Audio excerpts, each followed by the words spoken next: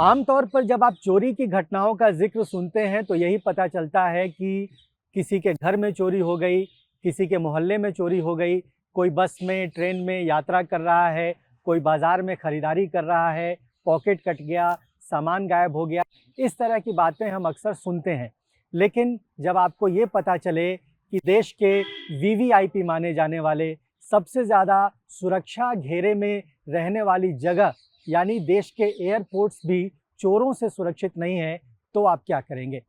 ये हम नहीं बता रहे हैं, बल्कि देश के नागरिक विमानन मंत्रालय यानी सिविल एविएशन मिनिस्ट्री ने ये जानकारी दी है कि देश के कई एयरपोर्ट्स पर चोरी की घटनाएं हो रही है। जो यात्री हैं, वो अपने सामान चोरी होने की शिकायत दर्ज करा रहे हैं। दरअसल लोकसभा का सत्र चल रहा है, संसद का सत्र चल रहा है और इस सत्र में ही पंजाब से लोकसभा के एक सांसद हैं गुरजीत सिंह औजला, उन्होंने ये सवाल पूछा था और उनके सवाल के जवाब में सिविल एविएशन मंत्रालय की ओर से बताया गया है कि जनवरी से लेकर नवंबर तक, इस साल जनवरी से लेकर नवंबर तक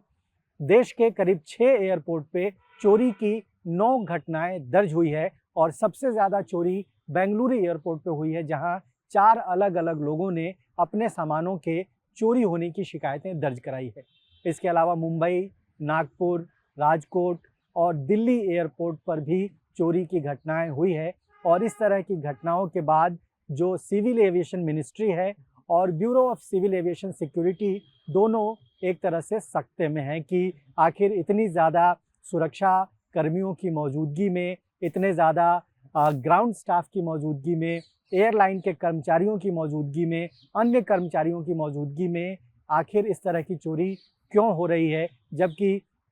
दिल्ली, मुंबई, बेंगलुरु जैसे एयरपोर्ट जहां पर पूरी तरह से सुरक्षा तंत्र हावी रहता है और पूरी तरह से वहां पर सुरक्षा के तमाम बंदोबस्त किए जाते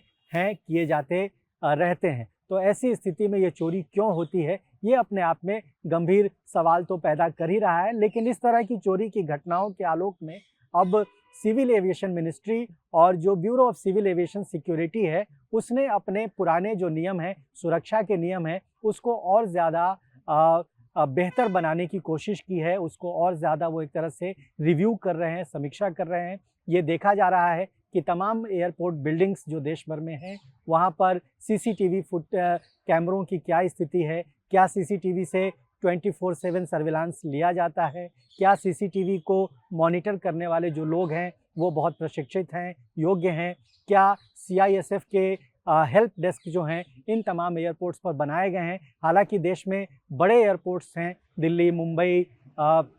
बेंगलुरु जैसे एयरपोर्ट्स हैं, वहाँ पर पहले ही हेल्प डेस्क होता है सीआईएसएफ का, लेकिन कई छोटे एयरपोर्ट हैं जहाँ पर ये नहीं है, तो उनको और वहाँ पर बढ़ाया जाए, ज़्यादा से ज़्यादा हेल्प डेस्क बनाया जाए और यात्रियों की जो सुरक्षा होती है जब वो अपनी स्क्रीनिंग करा रहे होते हैं, अपने सामान को एक्सरे मशीन में डाल रहे होते हैं, उस वक्त क्या कोई अनसोशल एलिमेंट, कोई असामाजिक तत्व वहाँ पर मौजूद रहता है और वो सीआईएसएफ के आँखों के सामने या पूरे सुरक्षा व्यवस्था के नाक के नीचे क्या कोई चालाकी कर पाने में वो कामयाब हो जाता है। तो इसकी निगरानी अब पहले से ज़्यादा मुस्तैद करने की कोशिश बीसीएएस की ओर से की जा रही है। ये भी बताया जा रहा है कि जहाँ जो बैगेज पिकअप एरिया है या बैगेज ड्रॉप आउट एरिया है, वहाँ पर किस तरह के लोग मौजूद रहते हैं, किस तरह के लोगों की वहाँ पर ड्यूटी रहती है। ऐसे लोगों को एक तरह से